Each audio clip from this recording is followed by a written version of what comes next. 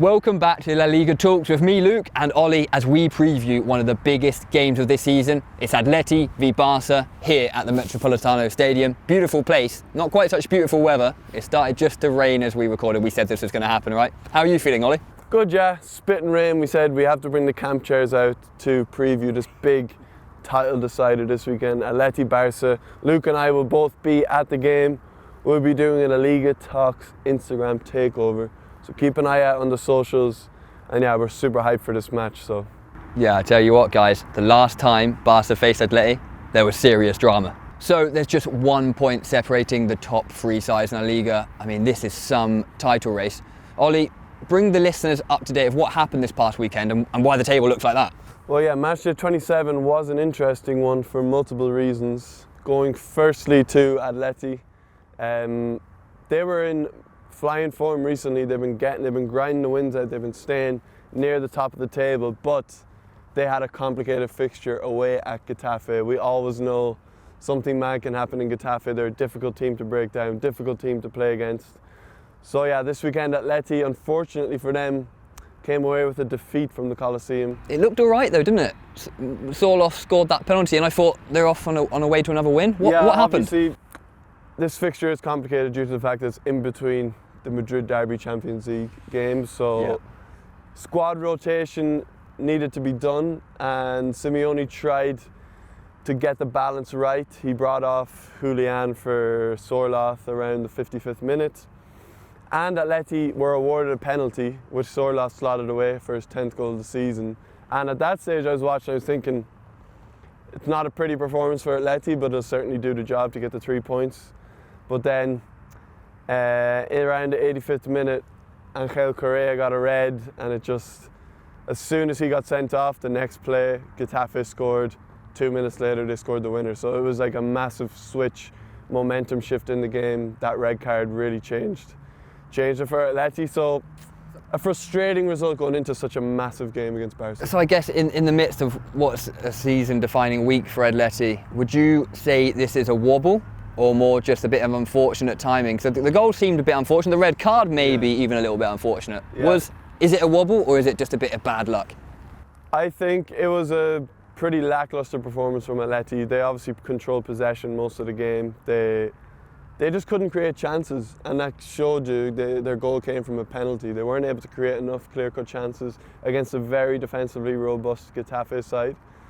But as I said, their minds are very much on this derby coming up here on Wednesday night, and of course the Atleti Barca game coming up this Sunday. So lots of difficult fixtures. Of course. It's really hard to remain consistent, and we know what La Liga is like.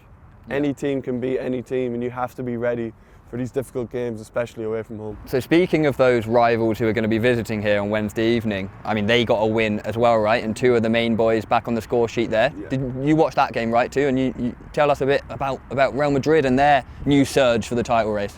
Yeah, Bellingham was back for Real Madrid. I think he's just getting back into the swing of things. Wasn't his best performance, but the two big men shined. Vinny and Mbappe got on the score sheet. 2-1 victory for Real Madrid in the Bernabeu. But again, this performance was similar to Atleti's in ways. Controlled the game, didn't have that many opportunities, and wasn't a convincing victory, you could say.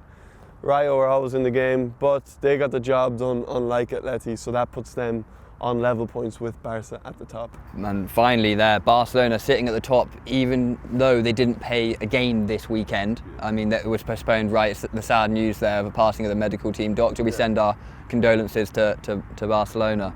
But they now sit at the top with a game in hand. Yeah. It's all looking pretty rosy for them, right? It is indeed looking rosy for Barcelona. They had actually a complicated enough fixture at Osasuna scheduled for match day 27, but yeah, we know why. Unfortunately, it couldn't be played, but this means they arrive to Atleti a bit more rested, albeit that they have a Champions League game at home to Benfica this Tuesday night. But they're flying. They haven't lost in 2025 yet. The last time they lost was to Atleti in Montjuic, that famous game before the Christmas break.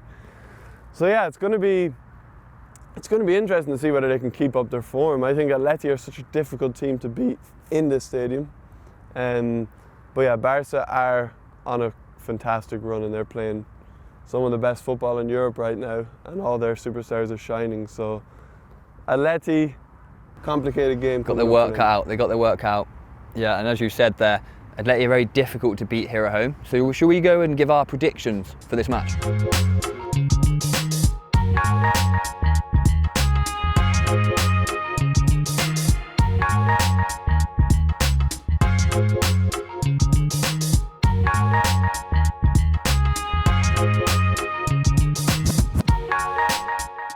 Now let's get into the juicy details, the predictions for this game. Can Flickball run riot at the Metropolitano?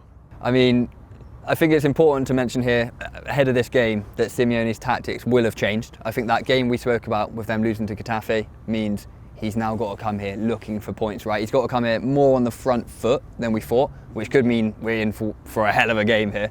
I think they're going to struggle though. I am honest with this. I think Barcelona are in such a good run of form at the moment. Their players, their midfield particularly, Pedri just looks on top of the world right now. I predict Barcelona come here and win fairly comfortably. Oof. Wow, big statement from Luke. Me, on the other hand, I think I have more faith in this Atleti side, but it's going to be interesting tactically how Simeone approaches this game, because what's worked for them well in some of the games where they've won late is to just kind of look like they want to draw and then nick it at the end. Yeah. And that all really comes down to the substitutes. We know Sorloth has been the best impact sub in Europe this year. Yeah, the most goals, right? In the top 5 leagues. Julian Alvarez, we know he's got that magic, so it's going to be crucial, the substitutes that Diego Simeone makes in the second half. And for that reason, I think it's going to be very difficult for Barca to win here.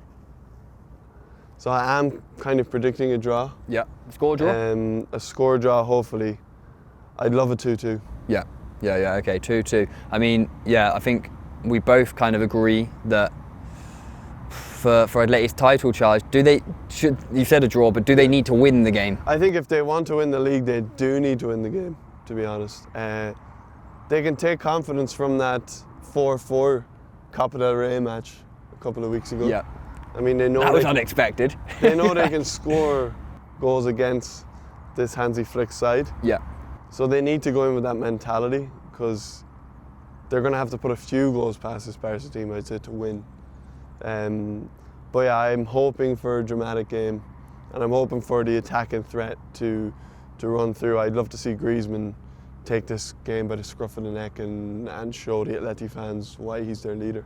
So you've heard our opinions, you've heard our big and bold predictions ahead of this title deciding clash that will be here in the Metropolitano Sunday night. Luke and I will be here, I'll be pitch side, Luke will be in the stands, and yeah, we're very excited to show you guys what's going to happen this weekend. Absolutely, brand new concept coming your way on Instagram stories. It's going to be like a TV program, isn't it? We're going to bring in players from the media day, special guests for you. We're going to do as much as we possibly can to make sure your eyes are peeled on our Instagram page. Yeah.